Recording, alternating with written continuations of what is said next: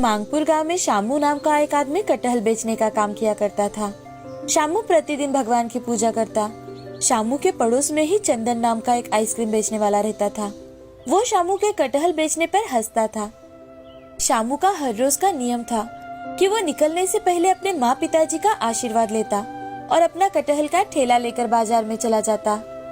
हर रोज शामू और चंदन दोनों एक साथ ही अपने ठेले लेकर निकलते थे। एक दिन की बात है, शामू ठेला लेकर निकलता है कि तभी चंदन भी अपना आइसक्रीम का ठेला लेकर काम पर चला जाता है। बाजार के बीचों बीच दोनों भी अपने ठेले लगाकर अपना काम शुरू करते हैं। तभी चंदन के ठेले पर एक बूढ़ा भिखारी आता है और वो चंदन से, अरे बेटे, मुझे बहुत भूख लगी है, मुझे खाने के लिए कुछ दो ना बेटे। अरे चल भाग यहाँ से, पता नहीं कहाँ कहाँ से आ जाते हैं। चंदन उस बूढ़े भिखारी को अपने ठेले से भगा देता है कि तभी उसकी नजर शामू के ठेले पर जाती है, जहाँ पर आज बहुत ज्यादा भीड़ थी। ये देखकर चंदन मन ही मन, इस शामू का ठेला तो कहीं पे भी अच्छा चलता है, चलो इसे यहाँ से भी भगाता हूँ। ऐसा मन में सोच चंदन शामू के ठेले के पास चला जाता है और चंदन शामू से, अरे शामू, तुम्हारे ठेले की वजह से मेरे ठेले पर ग्राहक आना कम हो गए हैं। ऐसा नहीं है चंदन भाई, तुम्हारा धंधा और मेरा धंधा दोनों अलग है। फिर भी अगर तुम्हें ऐसा लगता है तो मैं यहाँ से अपना ठेला लेकर चला जाता हूँ। शामू बड़ा ही सीधा साधा इंसान था। उसे लड़ाई झगड़ा बिल्कुल भी पसंद नहीं था, तो वो अपना ठेला लेकर नई सड़क की ओर चला जाता है। वहाँ जाकर शामू, ताजे ताजे पके हुए कटहल ले लो, बहुत स्वादिष्ट कटहल ले लो, बहुत अच्छे अच्छे कटहल ले लो। शामू की आवाज सुन उसके ठेले पर कई सारे लोग कटहल खरीदने के लिए आते हैं। उस दिन शामू के आधे से ज्यादा कटहल बेचे गए थे। अब थोड़े बहुत कटहल बचे होने के कारण शामू अगले गांव जाकर कटहल बेचने लगता है। आज शामू के सारे कटहल बिक गए थे, इसीलिए शामू थककर एक पेड़ की छाया में बैठ जाता है। वो खाना खाने लगता है कि तभी शामू की नजर एक भिखारी पर जाती है, जो आते जाते लोगों से खाना मांग रहा था, मगर उसे कोई भी खाना नहीं दे रहा था। ये देख शामू को बहुत बुरा लगता है। वो अपना खुद का खाना उस भिखारी को दे देता है। तभी वो भिखारी आश्चर्य भरी नजरों से शामू की ओर देखता है, तो शामू उससे, बाबा, ये लो खाना, आपको बहुत भूख लगी है ना, ये सारा खाना आप खा लो। उस भिखारी को शामू की दयाशीलता देखकर आश्चर्य हुआ, साथ ही उसे राहत भी मिली। अब शामू अपने घर की ओर निकलता है कि तभी एक सिद्ध पुरुष उसकी परीक्षा लेने हेतु, आज मैं शामू की परीक्षा लूंगा।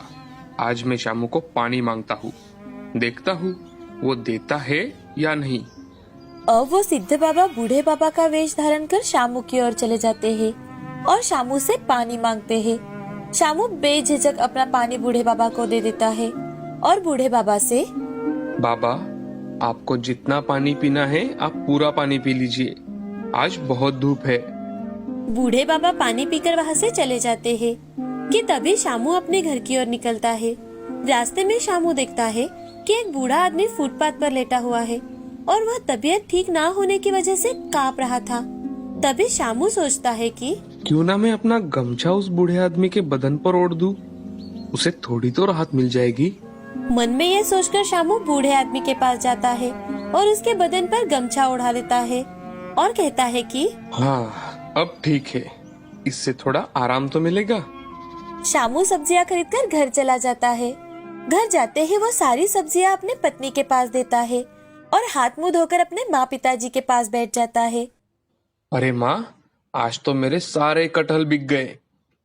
अरे वाह बेटा, ये तो बहुत ही अच्छी बात है। शामू का खुशहाल परिवार देख चंदन के मन को बहुत जलन होती है। तभी वो मन ही मन, ये शामू कटहल बेचता है, फिर भी इसकी इतनी अच्छी कमाई हो जाती है, जल्द ही इसका कुछ ना कुछ करना ही पड़ेगा। हाँ, आज रात में इसका ठेला और कटहल चुरा लूंगा, फिर देखता हूँ इसका परिवार कैसे खुश रह पाता है। रात में चंदन चोरी छुपे शामू के घर चला आता है और सभी कटहल उठाकर ठेले पर रख देता है और ठेले को चुराकर अपने घर लेकर जाता है। सुबह जल्दी उठकर शामू घर के बाहर आता है तो देखता है कि ठेला और कटहल दोनों भी गायब है। ये देख शामू बहुत दुखी होता है और मन ही मन, हे भगवान, अब मेरे घर का गुजारा कैसे करूंगा मैं? मेरा तो ठेला कटहल दोनों किसी ने चुरा लिया। अब मैं क्या करूं? मेरा सारा परिवार तो मेरे कमाई पर निर्भर है। हे भगवान, अब मैं क्या करूंगा? शामू अपने सिर पर हाथ रखकर वहीं पर बैठ जाता है। उसे कुछ भी समझ में नहीं आ रहा था कि तभी शामू की पत्नी सुमित्रा वहां आकर, क्या बात है जी, आप सुबह उठते उठते इतने परेशान क्यों है, दुखी क्यों है? अरे सुमित्रा, कटहल और ठेला दोनों भी किसी ने चुरा लिए हैं। अब मुझे समझ नहीं आ रहा कि अब मैं क्या करूंगा। ये आप क्या कह रहे हैं? अरे हाँ, सच में हमारे यहाँ तो चोरी हो गई। देखिए, आप चिंता बिल्कुल मत कीजिए, कुछ ना कुछ हल जरूर निकल आएगा। हाँ हाँ, मैं अभी सिद्ध बाबा के पास जाकर आता हूँ, देखता हूँ कुछ हल निकलता है क्या। शामू आज बहुत ही उदास था। वो काम ढूंढने के लिए घर से निकल जाता है कि तभी चंदन शामू को बाहर जाते देख हंसने लगता है और चंदन मन ही मन, अब ये शामू क्या करेगा? चंदन हंस ही रहा था कि तभी उसकी नजर उसके खुद के आइसक्रीम के ठेले पर जाती है तो उसे उसका ठेला बहुत ही छोटा खिलौने जैसा दिखाई देता है। चंदन ये देखकर सर को हाथ लगाकर नसीब को कोस रहा था कि तभी शामू सिद्ध बाबा के पास जाता है और उनसे, प्रणाम बाबा, खुश रहो बेटे। बेटा, लेकिन तुम इतने दुखी क्यों लग रहे हो? बाबा, कल रात किसी ने मेरे कटहल और ठेला दोनों चुरा लिए। अब मुझे समझ में नहीं आ रहा है बाबा कि मैं अपने परिवार का गुजारा कैसे करूं, घर वालों का पेट कैसे भरूं। आप ही कुछ रास्ता बताइए बाबा। तुम चिंता मत करो बेटा, अब तुम घर जाओ। भगवान बड़े दयालु है, भगवान तुम्हें कोई ना कोई रास्ता जरूर दिखाएगा। शामू सिद्ध बाबा को प्रणाम कर वहाँ से चला जाता है। वो घर लौट ही रहा था कि तभी सिद्ध बाबा कटहल के पेड़ बेचने वाले के रूप धारण कर कटहल के पौधे बेचने लगते हैं। कटहल के पौधे ले लो, कटहल के पौधे ले लो, बहुत अच्छे पौधे हैं। पौधे वाले की आवाज सुन शामू उस ओर चला जाता है कि तभी, आइए आइए भाई साहब, आइए, कटहल के पौधे खरीदिए। ये पौधा एक ही रात में बड़ा हो जाता है। शामू कुछ देर सोचता रहता है और फिर, लेकिन भाई साहब, मेरे पास तो तुम्हें देने के लिए कुछ भी नहीं है। अरे कोई बात नहीं भाई साहब, तुम्हें मैं एक पौधा फ्री में दे सकता हूँ। तुम मुझे अच्छे आदमी लग रहे हो। शामू पौधे वाले से कटहल का एक पौधा ले लेता है और उसे अपने घर ले जाता है। शामू जाते ही सिद्ध बाबा वहाँ से गायब हो जाते हैं। घर आते ही सुमित्रा शामू से, अरे वाह, ये कटहल का पेड़ तो बहुत ही खूबसूरत है। चलो सुमित्रा, हम इसे आंगन में लगाते हैं। हाँ चलिए। शामू और सुमित्रा मिलकर कटहल का पौधा लगाते हैं। अब दूसरे दिन शामू जब सुबह उठकर घर के आंगन में आता है तो वो देखता है कि कटहल का बहुत बड़ा पेड़ हो चुका है और ये देख सभी बहुत खुश हो जाते हैं। अरे देखो तो, ये कटहल का पेड़ कितना अच्छा है। हाँ, अरे ये तो एक रात में ही कितना बड़ा हो गया है। और देखो तो, इसे तो कटहल भी लग गए हैं। शामू और उसके परिवार के लोग उस पेड़ को प्रणाम करते हैं। अब शामू पेड़ के ऊपर से कुछ कटहल निकालता है तो पेड़ पर तुरंत ही और कटहल आ जाते हैं। ये देख शामू और भी ज्यादा खुश हो जाता है। मुझे तो लगता है ये जरूर कोई जादुई कटहल का पेड़ है। अब शामू घर के सामने नई सड़क पर एक टेबल रखकर उस पर कटहल बेचने लगता है। उसकी कमाई फिर से शुरू हो जाती है। शामू के पास कुछ दिनों में ही ग्राहकों की भीड़ लगने लगती है। मुझे सिद्ध बाबा और उस पौधे वाले को धन्यवाद जरूर कहना चाहिए। ये मन में सोच शामू अब उस पौधे वाले को ढूंढने के लिए निकल पड़ता है। वो वहाँ पहुँच तो जाता है लेकिन वहाँ पर कोई नहीं था। वो पौधे वाले को बहुत ढूंढता है लेकिन उसे कोई पौधे वाला नजर नहीं आता। शामू घर लौट आता है। कुछ ही दिनों में शामू अमीर बन जाता है। वो खुद का ठेला गाड़ी और बड़ा मकान भी बनवा लेता है और अपने कमाई का चौथा हिस्सा वृद्धाश्रम में वृद्ध लोगों को कंबल और खाना खाने के लिए देता है। तो देखा दोस्तों, चंदन ने शामू को कितनी तकलीफें दी, मगर शामू ने हर परिस्थिति का डटकर सामना किया और अपना नेकी का रास्ता कभी नहीं छोड़ा। तो हमें भी हमेशा सच्चाई के राह पर चलकर हमारा काम पूरा ईमानदारी से करना चाहिए। हमेशा दूसरों की मदद करनी चाहिए। उधमपुर गांव में भीमा नाम का एक पहलवान रहता था। वो अपनी ताकत का प्रदर्शन करता रहता, जैसे सामान से भरे ट्रक को डोरी से लगा के सिर से खींचना, अपने सिर से टेबल पर रखे कई सारे तरबूजों को फोड़ना, दोनों हाथों से बाइक को उठाना, और इस प्रकार हर साल गांव में होने वाली इन प्रतियोगिताओं में पहला इनाम प्राप्त करता था। बस धीरे धीरे उसे अपने शक्ति का घमंड हो गया। गांव के दुकानदारों से हफ्ता वसूल करना, 2-4 निठल्ले दोस्तों को साथ लेके गुंडागर्दी करना, बिना पैसे दिए जबरदस्ती से चीजें उठाना और किसी ने रोकने की कोशिश की तो उसे जमीन पर जोर से पटक देना, यह उसका रोज का रूटीन बन गया था। एक दिन पुलिस वाला बाइक पर भीमा के घर आया। भीमा, दिन ब दिन तुम्हारे खिलाफ कंप्लेंट्स बढ़ रही है। तुम्हें अरेस्ट करने के लिए ऊपर से दबाव आ रहा है। मेहरबानी करके थोड़ी देर के लिए मेरे साथ थाने चलो, मेरी नौकरी बच जाएगी। अच्छा, तुम्हारी इतनी हिम्मत, तुम मुझे अरेस्ट करने आए हो? लेकिन अब तक गांव में मेरी किसी ने कंप्लेंट तो लिखवाई नहीं है। तो आपको प्रॉब्लम क्या है? तुम्हारी नौकरी बच जाएगी, लेकिन मेरी इज्जत का क्या? तुम्हें तुम्हारा हिस्सा मिल रहा है ना, फिर क्या प्रॉब्लम है? मेरी बात मान लो भीमा, बस 1 घंटे की तो बात है, वरना। हाँ, वरना क्या करोगे? गुस्से से तिलमिलाते भीमा ने पुलिस वाले को उठाया, हवा में घुमाया और जमीन पर जोर से पटक दिया। ये तुम बहुत गलत कर रहे हो, देख लूंगा तुम्हें, मेरा भी टाइम आएगा। ये कहकर पुलिस वाला वहां से चला गया। उसी गांव में सोमनाथ नाम का एक आदमी रहता था। उसका तरबूज का खेत था। तरबूज तैयार होते ही सोमनाथ उन्हें शहर जाके बेचता था। उसका पिंटू नाम का एक बेटा भी था। पिंटू बहुत होशियार लड़का था। एक बार भीमा एक आदमी के साथ सोमनाथ के दुकान पर आया। पिंटू भी वही खेल रहा था। पिंटू, एक बढ़िया सा तरबूज ले आना। भीमा दादा, जितने चाहे उतने तरबूज ले लो, पैसे देने की कोई जरूरत नहीं। नहीं, मैं तरबूज लेने नहीं आया। ये देखो, इसका नाम भोला है। ये शहर में तरबूज निर्यात करता है। अब से तुम अपने सारे तरबूज भोला को दोगे और किसी को नहीं बेचोगे। हाँ, क्यों नहीं दादा, आपका हुक्म सिराकों पर। भोला जी, आप 1 टन का क्या देंगे? 1 टन का 15,000 दूंगा, इससे ज्यादा नहीं दूंगा। ओ, ये तो नाइंसाफी है। मैं 1 टन को कम से कम 25,000 में बेचता हूँ, आप इतना कम दे रहे हैं। इसीलिए तो मुझे लेकर आया है। देखो, ज्यादा होशियारी मत करो, चुपचाप उसी रेट में बेचो, वरना अंजाम बुरा होगा। लेकिन भीमा दादा, ये तो तरबूज की चोरी से भी बदतर है। आपको जितने चाहिए उतने तरबूज मुफ्त में ले जाइए, लेकिन कृपा करके मेरे धंधे में दखल अंदाजी ना करे। अच्छा, मुझे उल्टा जवाब देते हो? तुम्हारी ये हिम्मत? ये कहकर भीमा ने सोमनाथ को उठाया, हवा में घुमाया और जमीन पर जोर से पटका।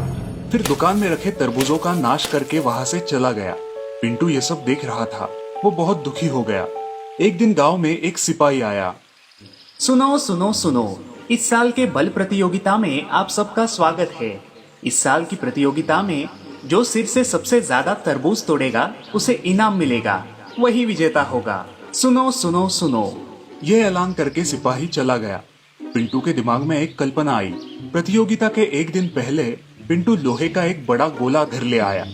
उसे तरबूज के रंग जैसे रंग लगाया, उसे साइकिल पर रखा और प्रतियोगिता वाले मैदान में चला गया।